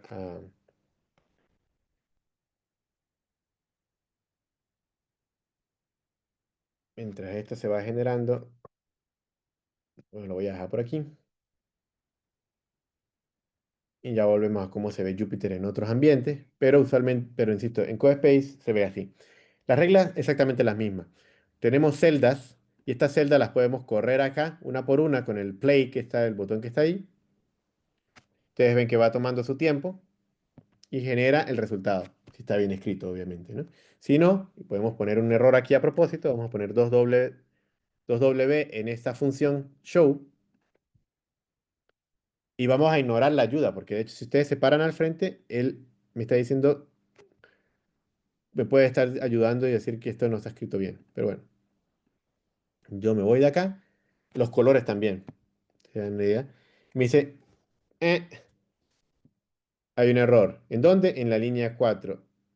El atributo showMapPlot no tiene una función que se llame show. Cierto, cometí un error. Vamos a eliminar esa W extra y vuelvo a correr la celda y en este caso está todo bien. ¿Ok? Entonces tengo la ejecución de este código que es bastante pequeño, sencillamente es un vector aquí, una línea recta, donde decido también cuál es el valor en el y, por ejemplo, y muestro ese gráfico. Abajo hay una más compleja, es decir, hay valores en x y y, entonces está el par aquí 1, 1, 2, 4, 3, 9, 4, 16, ¿sí? Y yo clico acá, pero también puedo cambiar estos valores y ver que mi gráfico, de hecho, también evoluciona. ¿Ok? Entonces estoy haciendo de una manera bastante interactiva, una vez más, bastante sencillo, pero para empezar, y de hecho yo mismo no me sé nada de esto de memoria, ¿sí? Y en principio no lo aconsejaría tampoco, pues estas cosas existen ya documentos extensos de cómo hacerlo. Si ustedes se dan cuenta, cuando yo me paro en la función, Melissa, pregunta. Sí, hola. Solo yo no entendí bien cómo está unido el GitHub con el Visual Code, porque por ejemplo, yo tengo mi computadora como la app de Visual Code, pero no sé cómo están conectados. A Porque yo ver, no puedo, yo no puedo abrir así como usted lo tiene, no me sale igual. el CodeSpace, VS Code, no. De hecho, si lo tienes en la computadora, genial, Ajá. pero digamos, la Ok. premisa de la clase es la única aplicación que ustedes tenían que tener era Zoom Es- y un ok. browser. Ok, ok. Entonces, valiéndome de aquello, ¿qué quiero decir? Que la manera en que GitHub te presenta a ti esa computadora, acuérdate, lo que tú estás viendo al frente tuyo y lo que yo estoy mostrando ahora es otra computadora. Yo sencillamente lo Ok. estoy viendo a través del browser. Entonces, Ok. este visual, la manera en que los ingenieros en GitHub decidieron mostrarle a la gente ese CodeSpace fue a través de Visual Studio. Ah, ok, ok. ¿Qué pudieron haber hecho? Pudieron haberte mostrado todo el de esto de Ubuntu, por Ujú, ejemplo. ujú. Si hubiesen puesto Pero es bastante impráctico. Mucho gráfico, muchas de las Sí. aplicaciones no se van a usar. Entonces, ellos decidieron, mira, no te vamos a mostrar todo el computador, o sea, todo el desktop de Ubuntu, sino ya abierto en ese otro computador, Ujú. Visual Code. Y más nada. Entonces, este que Ok. tienes al frente no tiene nada que ver con el que tienes en el computador. ¿Que puedes abrir CodeSpace desde el Visual Studio de tu computadora? Sí, pero como dicen, está fuera del scope de esta clase. Por hoy, para Ok. no confundirlo. Pero, Entonces, ok, dime. perdón. Entonces, cuando abro aquí en el GitHub, en el Jupyter El on Code, Code Spaces y le doy a sí, Notebooks, ahí sí, están nuestros códigos, ¿verdad? sí, sí, señora. Y se debería de abrir así como usted lo tiene Como en la lo tienes pantalla. ahora, sí, sí, Ok, ok, ok, ya entendí, sí, sí, listo. Gracias. exacto. Entonces, una vez más, la premisa mía es que ustedes no deberían necesitar más que bueno, que ya es bastante, internet, Zoom para verme hoy, y un browser, un navegador, Firefox, Safari, Edge, Chrome, como el que uso yo, ¿ok? Y todo funciona a través del navegador. Entonces, como les estoy mostrando, yo voy corriendo celda por celda, puedo ir cambiando e interactuando con este señor y ver que de verdad hace cosas. Este punto lo mandé a hacer 0 en Y, y vamos a mandar este a 90 y se fue. Está fuera del gráfico. Volvámoslo a 0, a 9, este pongamos 10 y ver si dónde sale.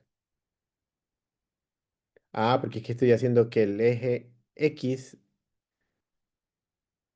se quede hasta el 6. Ahora quiero que se quede hasta el 10. Ve que aquí sí está el puntito, entonces no, vamos a hacerlo hasta el 20. ¿Por qué? Vamos a hacer 20, 20, ¿sí? 20 para arriba, 20 para allá.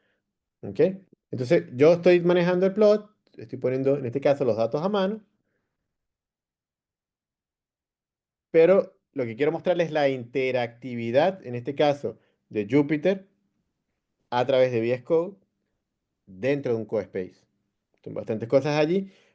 Importantísimo, ustedes no tuvieron que instalar absolutamente nada, ¿sí?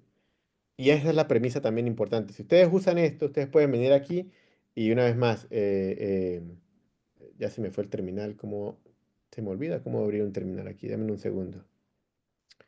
Si alguien lo recuerda, en VS Code, a ver, ¿cómo llego yo a un terminal? Nadie, me salva. Uy, tan malos. Eh, pues hago lo que hice hace rato más temprano. Como soy medio tramposo, capaz que si yo refresco esto me da un terminal otra vez. Puede ser que no.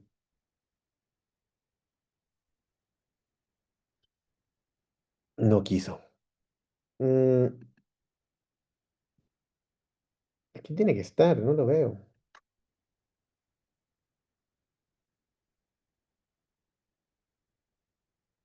Raro. A ver. Terminal. Perfecto. New terminal. Aquí quiero yo una terminal, ya se me olvidó. Ajá, porque quería ver, por ejemplo, Python -b, creo, ¿no? Eh, ¿Qué me dice que yo tengo 3.12.1, por ejemplo, ¿no? Y esta muy probablemente está definido en alguna parte acá. Que insisto, esto no quiero que se confundan con ello, pero son cosas que se definieron de antemano, por ejemplo. Otra cosa, si ustedes se dan cuenta, aquí hay Matplot con cierta versión, hay Pandas, hay Torch, que es lo que mencioné más temprano, Torch Vision, etcétera, que es básicamente librerías de Machine Learning, de visión computacional que están aquí. Entonces yo puedo definir de antemano todas estas herramientas y dárselas a ustedes, ¿sí? Que fue exactamente lo que hicimos acá. Si yo me voy al otro CoSpace rapidito, que ustedes quédense donde están, pero sencillamente quiero mostrarles que aquí sí también hay más cosas. Hay también Olama, que son herramientas de hacer lenguaje, Machine Learning, inteligencia artificial, usando Large Language Model, ¿ok? Usando eh, modelos, sobre todo open source, como Llama mismo y Gemini y cosas de estas. Creo que mismo OpenAI acaba de poner modelos abiertos, así que está bastante cool usarlos también. Entonces, lo que quiero decir es que el computador, ¿por qué les ofrezco tanto esta idea? Porque ustedes pueden venir acá y usar todo esto sin necesidad de cambiar su computador interno, es decir, la máquina que tienen al frente. No es que ahora me voy a poner a instalar Python 15, ahora Python 16, que el profesor me dijo aquello y termino yo con una máquina destruida. ¿Por qué? Porque hay múltiples versiones o si ustedes separaron un poquito, bueno, no Arturo, existe una manera más inteligente, yo puedo tener ambientes virtuales y cosas de esta, pero siempre va a haber un nivel de complejidad y la idea es que ustedes traten de evitar tanto como sea posible el usar el propio computador para hacer esos experimentos. Y esta es una máquina en la que ustedes pueden hacer cualquier tipo de experimento sin ninguna preocupación de que algo se va a salir, se va a dañar y por ejemplo ya mi código de hace 2 semanas no va a servir porque cambié alguna versión o porque me trajo una herramienta experimental y resultó que no era lo que yo pensaba yo puedo usar estos espacios para hacer esos experimentos, ¿ok? Como buenos científicos que ustedes son o van a ser, ese debería ser la premisa. Tengo unas máquinas virtuales a las que puedo hacerle absolutamente lo que yo quiera y lo peor que puede pasar es que no pase nada. Vuelvo a empezar. ¿Ok? Versus ponerse a instalar cosas en el computador. Y sé que mucha gente, porque yo también en algún punto cuando era joven era así, no, es que yo quiero instalar mi software. Eso es uno de los peores errores que he cometido en la vida como un profesional. Sí, pero estas cosas no existían antes tampoco. Entonces, úsenlas, dáñenlas, creen 10 cospaces, trabajen en ello. Y una vez que consigan la configuración que ustedes desean, la que funciona, ahí sí reproducen aquello en la máquina de la computadora, de la universidad, en la máquina del trabajo, en la máquina de ustedes en su casa. Y no usen la máquina de ustedes para experimentar. O no más, ahora que conocen esto, quiero decir. Arturo, tenemos Dime. preguntas técnicas. Algunos chicos no les corre el código, ese matplotlib que estabas haciendo, por el Ujú. kernel. Por alguna razón da algún error del kernel que no es el que quiero usar, ¿no? Bueno, es que ya estaba corrido. Entonces, déjame hacerlo así. Aquí yo no he corrido nada. Ok. Entonces, vamos a ver si hay algún notebook por aquí. Eh, no hay, no importa. Lo que voy a hacer es que yo voy a agarrar este mismo, este señor que está acá y me lo voy a llevar a ver si lo puedo hacer. Pero ¿por qué quiero mostrarles esto? Para responder a tu pregunta. Si yo abro uno nuevo, o mejor dicho, sí, aquí uno nuevo, cuando ustedes hacen play aquí, si el código no sabe qué kernel usar, seguro les mostró algo arriba. Se, se mostró algo así, no tan largo, pero quizás una cosa que decía environment.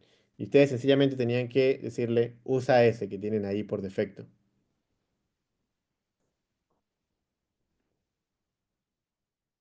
Cuéntame si... Sí, o sea, escogemos el kernel que dice, pero es como que no lo ejecuta. O sea, da error al ejecutar. No entiendo por qué. Pues una vez más, desde donde estoy haciendo lo que estoy haciendo, sé que me lo estás diciendo, pero no es posible. Algo tienes que mostrarme para saber qué es la No, porque diferencia. Dime. estaban tratando de hacer esto que estabas haciendo, modificar el plot, y Ujú. no, era solo por eso. Pero, pero antes de hacerlo, ¿salía bien y ahora no? ¿O nunca salió bien? Sí, antes de hacerlo estaba bien. Ah, entonces metieron el dedo mal, ¿no? No sé, por eso te digo que qué No, pasó, pero lo que quiero decir, porque cogemos por eso el decía, kernel si esto y todo. hicieron, a ver, Hagamos aquí una. arriba, aquí en la esquina de arriba dice Python 3.2.1, ¿no? ¿O no dice aquello? Si no dice, ustedes lo clican, ¿Qué dice? Confirme.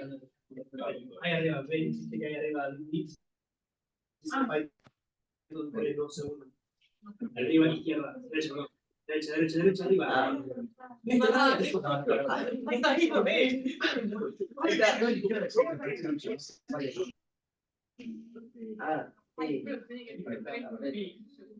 Ok.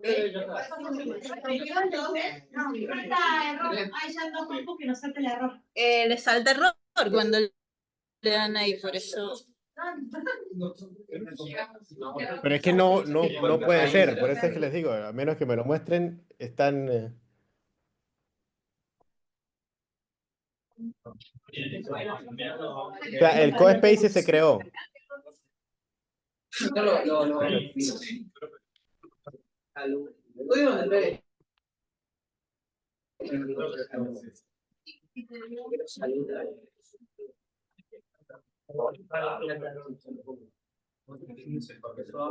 Espera un poquito a ver qué feedback me dicen.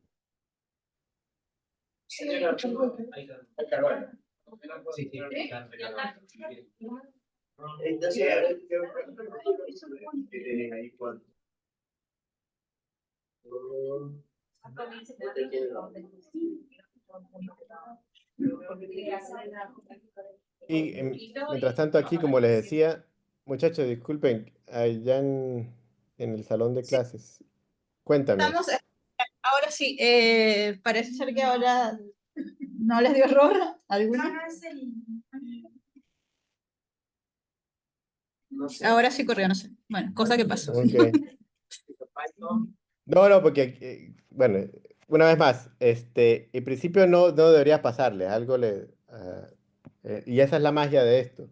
Disculpa que a veces suena como un poquito arrogante, pero es que no es posible que tengan un error si corrieron la celda tal como estaba. Esa es precisamente la magia de esto, pero obviamente las computadoras son a veces un misterio. Pero una vez más a todos de vuelta, ustedes pueden correr los notebooks, los pueden cambiar. Lo que quiero que se lleven hoy, pues ya nos quedan 15 minutos o algo así, yo tengo este concepto de reproducibilidad en el que voy a usar máquinas que alguien me está prestando y el consejo que yo les doy es usen CoSpaces tanto como puedan. Si ustedes se dan cuenta, ustedes me dicen, bueno, Arturo, ok, pero tengo que usar el CoSpace para eso que está en ese repositorio. No, ¿qué quiero decir con eso? Suponte que yo creo un repositorio nuevo, ¿ok? Y vamos a venir acá, entonces yo hago un repositorio nuevo y digo, un repositorio lo voy a llamar vacío. Le ponemos un readme por no dejar y decía, repo para usar code, code spaces y nada más. Por ejemplo, y creo mi repositorio. Tengo un repositorio totalmente vacío que solamente tiene un archivo, que es el readme, ¿ok? Me vengo acá, vengo a codes, vengo a code spaces, le puedo ir los tres punticos, le digo de una vez de acá, créame un codespace. Primera cosa bonita, me dice que ya llegué al máximo, ¿sí? No puedo tener más de dos, ¿ok? Tengo que deshacerme de uno. Perfecto, no hay ningún problema, lo puedo hacer. Me los está mostrando aquí. De hecho, no tengo dos, tengo tres porque seguro estoy trabajando algo más en el trabajo. Es decir, esta herramienta que yo uso no es un juguete, yo también lo uso para mi trabajo del día a día en varias ocasiones. Entonces a eliminarlo. No. ¿Por qué lo hago sin ningún problema? Porque yo sé que yo hice commit en el repo, ¿ok? Y a menos que, insisto, lo haya soñado, yo sé que no perdí nada. Que aunque yo acabo de volar por los aires esa computadora que GitHub me prestó, cualquier código que estaba ahí también existe en el repo y por tanto no me preocupa. Me devuelvo a mi repositorio vacío. Vamos a ver dónde es que está. Aquí. Cerremos aquí. Vamos a ver si ahora me deja crearlo. Vamos a darle sencillamente un refresh a la página para que se entere. Y le decimos create. Ahora sí no se queja. Ah, no, sí, parece que sí, tengo todavía varios. O decir que no le... Lo otro que ustedes pueden hacer es apagarlo. Stop CoSpaces. Vamos vamos a ver si eso es suficiente. Puede ser.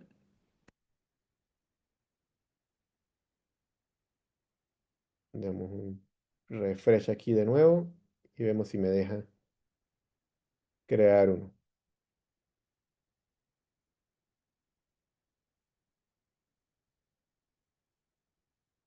Parece que sí. O sea, no era que tenía que eliminarlo, pude haberlo apagado. Insisto. Esa es la parte de la experimentación que yo quiero que ustedes se lleven consigo, que es tan simple como destruir la máquina y volver a recrear. Algo se dañó, algo hice mal, voy a empezar desde cero, desde un espacio limpio. Entonces, ¿qué acabo de demostrarles con este repositorio vacío? Que yo puedo crear un CoSpace, es decir, una máquina virtual para mí, totalmente vacía, que igual tiene el disco duro y tiene las propiedades que me han dicho que tiene, ¿ok? Entonces yo puedo usar este computador para hacer cosas desde cero. Obviamente, este repositorio literalmente estaba vacío, es decir, que muy probablemente tenga Python, pero no sé cuál, alguno. Tiene el mínimo 3.12, perfecto. Quizás tiene JIT, vamos a ver, también tiene JIT. O sea, estas máquinas ya vienen con cierto software y no tengo por qué adivinarlo. Puedo venir y decir GitHub default software for code spaces.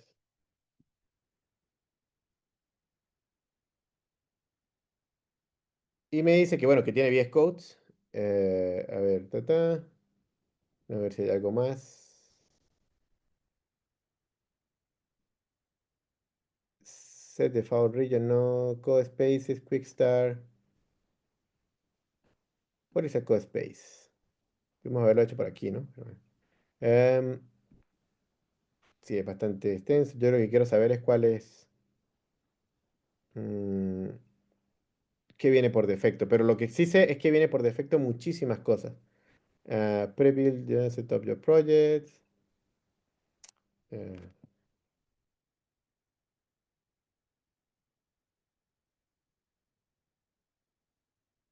software.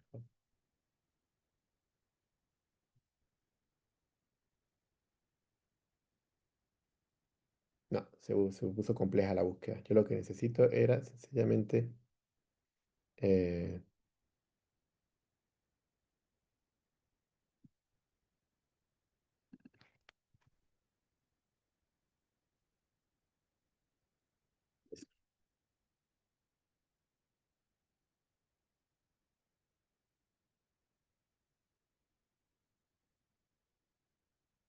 me lleva al mismo.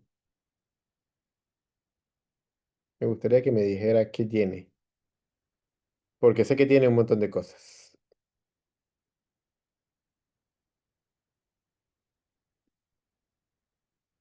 Mm,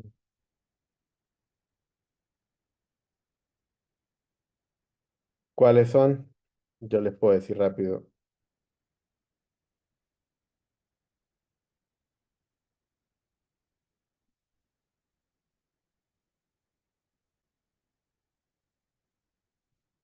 Bueno, ahora que lo busco no lo consigo.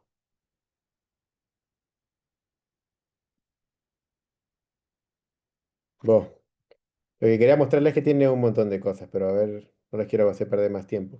¿Qué quiero decir? Esto ya viene con un Python, ya viene con un Git, ya viene con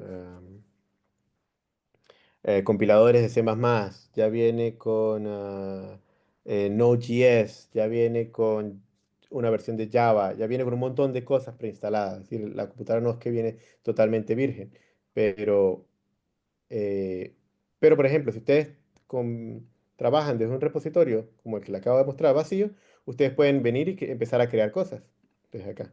¿Ok? New file. Entonces tengo mi notebook. Siempre se me olvida cuál es la extensión de estos señores. IPyNB.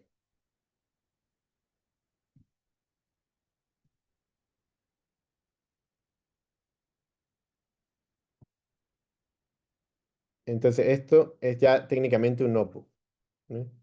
Y aquí el kernel, como no lo es, no viene por defecto, es decir, yo preparé el repositorio para que tuviera un kernel por defecto, pero si no te va a dar uno de default, lo empieza a instalar cosas del estilo. Lo que quiero decir es que ustedes pueden crear una máquina totalmente vacía y empezar a trabajar con ella. Y aquí me dio un Python 3, por ejemplo. Y yo puedo tratar de poner aquí y empezar a trabajar.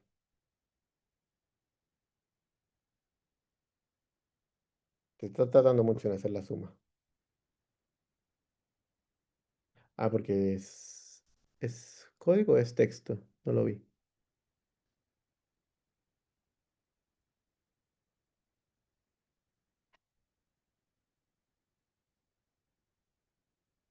¿Qué no veo con esta barrita aquí? Ah, está conectándose al kernel. Voy a que le tomo un poquito. Ahí está. Le tomó un par de segundos empezar, pero ahí está mi 3 y ahora aquí estará mi 4 y así sucesivamente. Entonces, yo puedo crear una máquina totalmente vacía y trabajar con ella, experimentar con ella, poner cosas nuevas, traer librerías y veo que puedo instalar pip. Yo supongo que pip también está por instalado. Mira, ya está. Pip está por defecto. Y yo puedo usar esto como una laptop totalmente nueva, totalmente limpia para crear proyectos, para interactuar con distintos software de una manera segura en el sentido de que no voy a estar tocando mi máquina real, en el que no voy a hacer después un desastre, decir que tengo librerías viejas versus nuevas, que después al final del día me van a traer problemas, etcétera. Yo puedo usar CoSpaces para hacer ese tipo de experimentación. Entonces, quería dejar en claro de que no es que depende de un repositorio o, mira, si no lo hago desde el fork que me dijo Arturo, no va a servir. No. Te pueden crear uno totalmente vacío, solo tengan en cuenta que muy probablemente habrá cosas que tengan que instalar por ustedes mismos. Pero ese puede ser en algún momento su misión, que diga, mira, yo necesito una máquina virtual totalmente limpia para mi trabajo. Esto lo pueden usar así sin problema. Y una vez más, si ustedes se salen de aquí, como yo acabo ya sencillamente de cerrar eso, y si yo hago un refresh de ese repositorio vacío, en CoSpaces ahora está ese que yo tengo. Y como ven, está activo. Entonces yo puedo decir, mira, ¿sabe qué? Vamos a apagarlo y vuelvo mañana. Y sigo interactuando con mi CoSpaces. Puedo tener distintas máquinas virtuales, ya sabemos que no muchas, obviamente el servicio es gratuito, pero tener al menos 2 máquinas virtuales a las que ustedes pueden hacer, insisto, lo que ustedes quieran en términos de interactuar, de instalar, de borrar, de copiar, de sumar, de restar, hasta conseguir una configuración que ustedes necesitan, es, insisto, para mí, quizás para ustedes sea más normal, pero no me deja de impresionar que yo pueda hacer esto en estos días. Antes era algo bastante complejo. Quizás para terminar aquí, como les dije, hay ciertos ejemplos, hay unos más sencillos, estos no son ejemplos míos. ¿Qué quería mostrarles yo? Y por eso insisto, y es que si tú puedes venir el jueves también sería genial, pero voy a mostrarles rápido qué hay en el repositorio. Ya va, que estoy cerrando un poco de pestañas, si no me pierdo. Este no, este es el que usamos, que insisto, tiene estos 3 ejemplos. El de Classifier, por ejemplo, lo pueden usar. Usa PyTorch para analizar unas fotografías, entrena el modelo y toma su tiempo. Aquí va, aquí está entrenándolo y después lo que va a hacer es eh, identificar qué es gato y qué es perro en una muestra aleatoria del mismo dato y evalúa la eficacia, la precisión del modelo también, ¿no? En descubrir qué es un perro, qué es un gato, etcétera. Obviamente muchas de estas son bastante bajas, 35, 37, qué sé yo, y esa es parte ya del trabajo como investigador, el hacer que estas cosas mejoren. El mío es que la infraestructura funcione. Pero quería ir rápido al repositorio eh, de los ejercicios porque este repositorio me permite hacer varias cosas. Y insisto, puedo usar CoSpaces, pero una de las cosas que yo quería mostrarle es que hay un par de códigos, digámoslo así, que usa root para, para hacer un análisis de física. Entonces, una de las cosas que, sobre todo aquí hicimos física de alta energía, era un dolor de cabeza, era instalar root. Esto lo hace por ustedes en VS Code, en CoSpaces, disculpe. Y también yo lo uso como una manera de automatizar el proceso. Y les quiero mostrar aquí para que ustedes vean qué está sucediendo. Este código no es muy complejo, está escrito en Python, y esto no lo hice yo, lo hizo un estudiante mío hace muchos años en el CERN, y sencillamente traje ese código y lo puse aquí. ¿Qué es lo que hace? Va a analizar unos eventos, es decir, va a tomar eventos individuales de unos archivos de Atlas y le va a hacer preguntas a cada evento. Y en función de eso los pone en un gráfico. O sencillamente lo descarta. ¿Qué preguntas son? Bueno, entre otras cosas, es que haya fotones, en este caso, o sea, elementos que ya dentro de esos datos dice, mira, esto es un fotón, con cierta probabilidad, pero bueno, le pusieron la etiqueta fotón, ¿ok? Entonces, aquí está la etiqueta fotón. Y además me dice que el PT, es decir, el momento transversal de ese fotón sea más de 30, en este caso creo que le puse 300.000 porque estaba jugando con el ejemplo, 300.000 kiloelectronvoltios o 300 gigaelectronvoltios. Y además, una vez que consigas un elemento como ese, búscalo dentro de una región de dentro del detector que es esta. Y hay unas coordenadas allí de la simetría esférica, de cilindro del detector. ¿Ok? Finalmente, si pasa ciertas preguntas, bueno, tú los agrupas. Tengo que tener exactamente dos, ¿sí? Porque estoy buscando el bosón de Higgs en dos fotones. Y hago una serie de preguntas. Una vez aquellos que sobrevivieron a las preguntas, los sumo, y esto es una suma vectorial, una suma de los vectores de Lorentz. Básicamente lo que hago es que los pongo juntos y le pregunto a ese, mira, dame la masa de esa pareja y la pones en un gráfico. Fill, histograma. Y cierra. Y haz eso tantas veces como elementos, como eventos hayan dentro de los datos. Aquí, insisto, es más, un ejemplo que les quería mostrar es que yo puedo, en este caso, suponte que yo ya, em, eh, no, perdón, yo ya no necesito hacer cambios, sino que en este caso, como investigador, digo, mira, yo quiero hacer una pregunta a este código y decir, ¿puedo cambiar SPT de 300.000 a otro valor? Entonces, me vengo acá, busco ese 300.000 y vamos a buscar quizás 10.000, o vamos a poner, perdón, 10.000, para que entre mucho más eventos, es decir, va a cruzar fotones o va a emparejar fotones, incluso aquellos con muy bajo PT para para lo que sea que este análisis está haciendo, ¿no? Entonces yo voy a hacer un commit, digo, mira, reduciendo corte de PT a 10 gigaelectronvoltios. Y hago un commit. Entonces, en este caso, he cambiado el código dentro del repositorio, ¿sí? En este caso, el repositorio de este grupo, pero puede haber sido de una manera un poco más, eh, con mucho más cuidado, pero en este caso, para el caso del ejemplo, sencillamente vengo y cambio el archivo de ese código, porque ahora quiero ponerle menos PT. Y vamos a ver si esto corre o se rompe. Entonces, en este caso, lo que yo tengo no es ningún CoSpace, sino que yo tengo una action, o sea, una automatización que va a decir, mira, una vez que yo hice ese cambio en el código, yo quiero que lo corras en todos los datos de data. ¿Ok? ¿Quiénes son esos datos de data? Antes de yo hacer o bueno, mientras lo hago, vamos a ver si corre.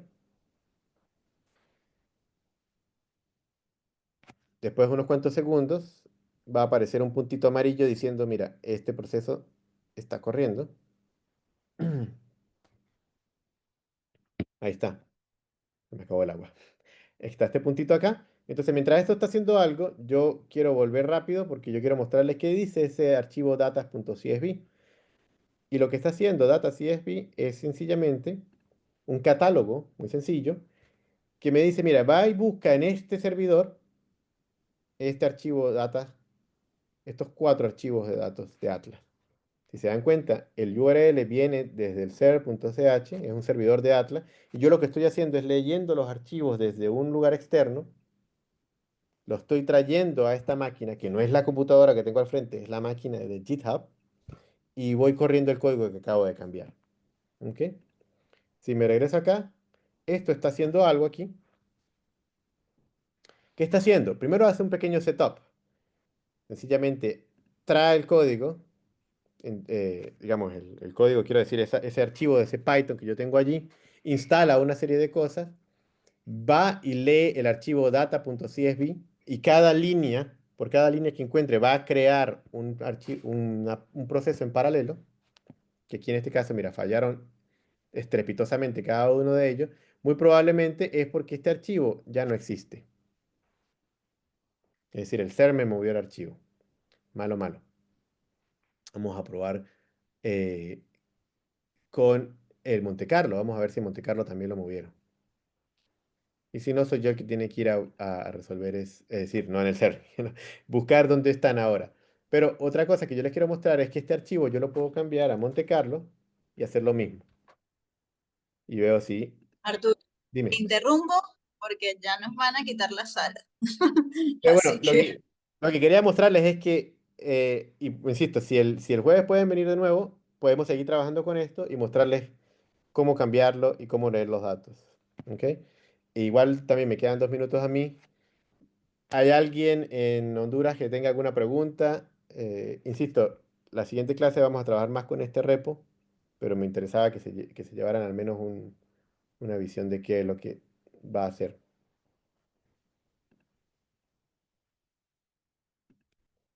Muy probablemente es porque los datos no están ya ahí. Y si no hay más preguntas, o si no hay ninguna más, sí, no hay más preguntas que me preguntaron, no, nos vemos el jueves a la misma hora en el mismo link de Zoom. Este sí parece estar corriendo más, puede ser que acá sí haya datos, mientras que los de... Pero una de las cosas bonitas que les quiero mostrar es que, con esto termino, es que el proceso se pica. Sí, movieron los datos, aquí se nota que está fallando. Pero el proceso se pica y se paraleliza sencillamente cuando tenemos distintas líneas aquí. Entonces, más datos significará más computadoras trabajando en paralelo.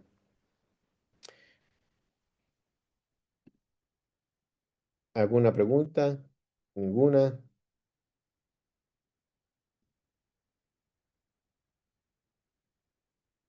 ¿Todo bien? Recuerden que no los estoy viendo y es bastante solitario aquí. Y si no, nos vemos el jueves.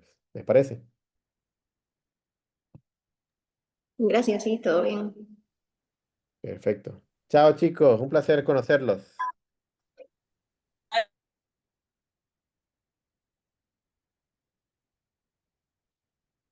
Chao muchachos, nos vemos el jueves entonces. Vemos.